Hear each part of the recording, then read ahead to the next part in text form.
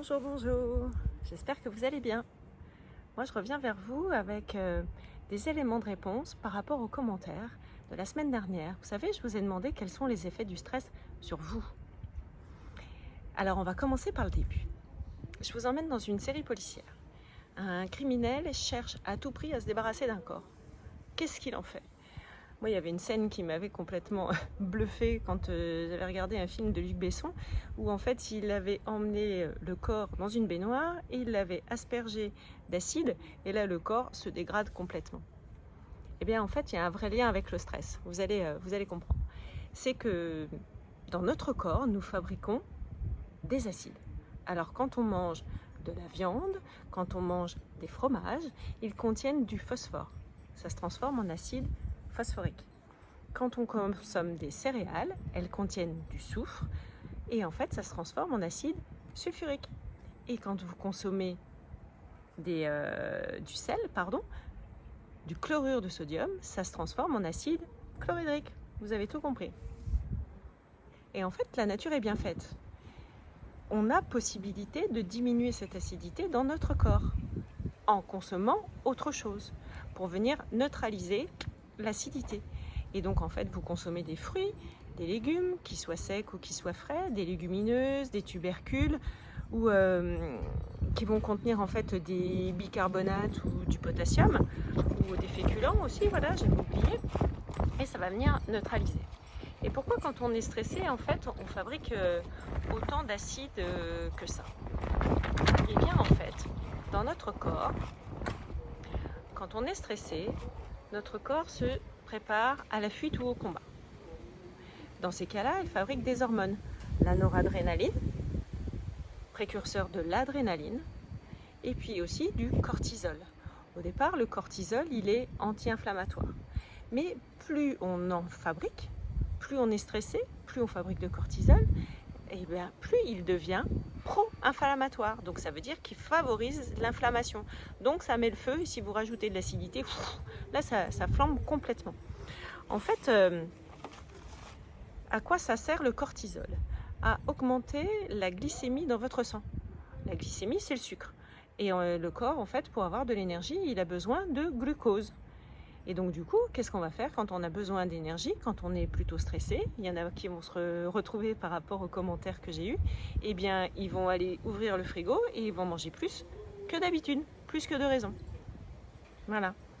Après, donc, quels sont les risques quand on est, plutôt stressé? Eh bien, on a des problèmes de peau, donc d'extérieur, ou alors des problèmes de muqueuse, bouche ou au niveau du vagin. Pour les femmes, les infections, les muqueuses vaginales, par exemple.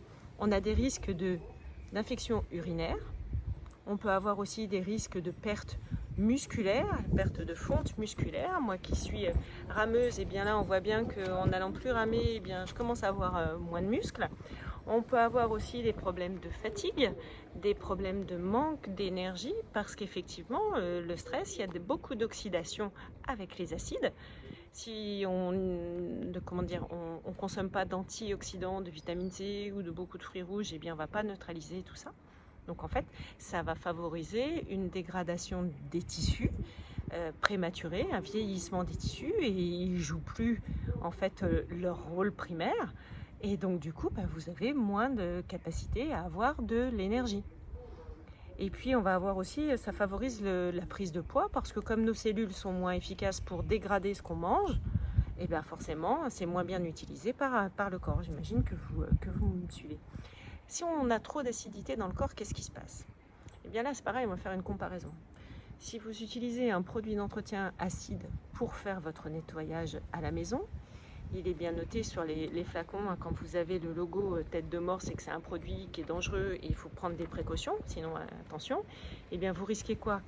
Des brûlures au niveau de l'épiderme, vous risquez d'être gêné au niveau des muqueuses, hein, dans l'œsophage, et vous risquez aussi donc une dégradation des tissus. Et là je reviens à l'acidité dans le corps, dégradation des tissus, donc sur toute la partie digestive, tube digestif, les muqueuses digestives, stomacales, mais aussi au niveau de la BHE, la barrière hémato-encéphalique, donc c'est l'enveloppe qui entoure votre cerveau. Donc quand on me met en petit commentaire je suis beaucoup plus irritable que d'habitude, eh bien en fait je constate qu'il doit y avoir un grand taux d'acidité dans le corps de cette personne-là, puisqu'en fait elle est irritée. Alors ça ne va pas être à l'extérieur où ça va la démanger, mais ça va être à l'intérieur, et ça la rend dingue parce qu'en fait elle est très irritée au niveau de la BHE probablement. Donc en fait, quels peuvent être les conseils à suivre en ce moment? Eh bien écoutez, mastiquer. Alors il y a une personne qui m'a écrit en commentaire: d'habitude j'avale mon repas en 10 minutes, et puis là comme je suis avec mon compagnon, et ben, je mange entrée, plat, dessert, je prends mon temps pour manger, et puis du coup je constate que j'ai pris du poids. C'est pas forcément le fait d'être longtemps à table, c'est pas forcément le fait, ça peut y contribuer hein, évidemment, d'avoir une assiette bien remplie, entrée, plat et dessert, mais je retiens surtout que d'habitude, elle avale son repas en 10 minutes. Donc, est-ce que cette personne mastique? J'aimerais bien qu'elle me mette la réponse en commentaire. Quand on mastique, en fait, on utilise les papilles pleinement de la langue. Les papilles, elles sont là en fait pour commander à notre estomac ou à notre tube digestif les enzymes nécessaires pour venir dégrader les aliments quand vous les avez déjà bien mâchés, mais pour venir finir. Par exemple, les longues chaînes de protéines, les enzymes viennent découper en acides aminés pour que ça soit bien utilisé par le corps et que vous soyez plein d'énergie. Donc pensez à bien mâcher. Il faut aussi penser à boire beaucoup d'eau, plus que d'habitude peut-être, si vous avez tendance à avoir des problèmes d'acidité, des problèmes de peau ou des problèmes d'urine odorante, des problèmes d'infection urinaire. Pensez à diminuer le café et le thé, parce qu'en fait ce sont des acidifiants. Donc si déjà vous avez un corps qui est acide, des inflammations, peut-être des problèmes articulaires ou des problèmes digestifs ou des migraines, eh bien il faut éviter de remettre de l'acide sur le feu. On sait très bien ce que ça peut faire de l'acide sur le feu au sens propre. Faites de l'exercice physique, allez marcher, allez vous dépenser, si vous pouvez transpirer, suivez des tutos sur YouTube, et puis faites peut-être des séances de crossfit. Après, vous pouvez au niveau de votre alimentation compenser. Il faudrait que vous puissiez manger des aliments basifiants. Vous cherchez la liste sur internet ou on en reparle ensemble. Si vous avez besoin d'une vidéo par rapport à ça, mettez-moi un petit commentaire. Et des aliments riches en potassium. Alors on va parler de cacao non sucré, parce que si on consomme du sucre, c'est transformé en énergie. Et si on ne va pas se dépenser dehors, c'est donc de l'acide qui stagne dans le corps.